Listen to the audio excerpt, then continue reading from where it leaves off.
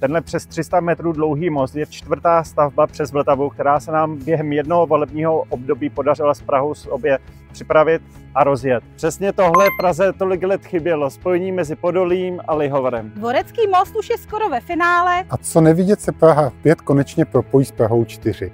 Bez zbytečných objížděk, prostě přímo přes řeku. Dvorečák významně usnadní život lidem z Modřan, Bráníka nebo Smíchova.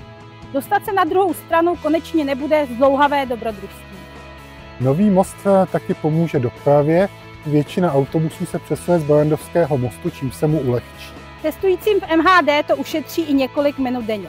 A to se zejména v ranní špičce bude určitě každému hodit. Dvorecký most bude významný jak pro veřejnou dopravu, tak chodce i cyklisty. Tramvaje navíc budou součástí budoucího celoměstského tramvajového okruhu. Nový most propojí tramvajové tratě na Barrandov a do Modřan a zlepší spojení z Lihovaru na Dvorce. Podle odhadů ho denně použije až 50 000 Pražanů. Propojení mezi městskými částmi je přesně to, co ve městě potřebujeme. Velké díky patří městským částem a hlavně tady Adamovi, který projekt rozjel. Tenhle přes 300 metrů dlouhý most je čtvrtá stavba přes Vltavu, která se nám během jednoho volebního období podařila s Prahou sobě připravit a rozjet. Tohle jsou výsledky pro Prahu a už se těším, až se po něm projedeme.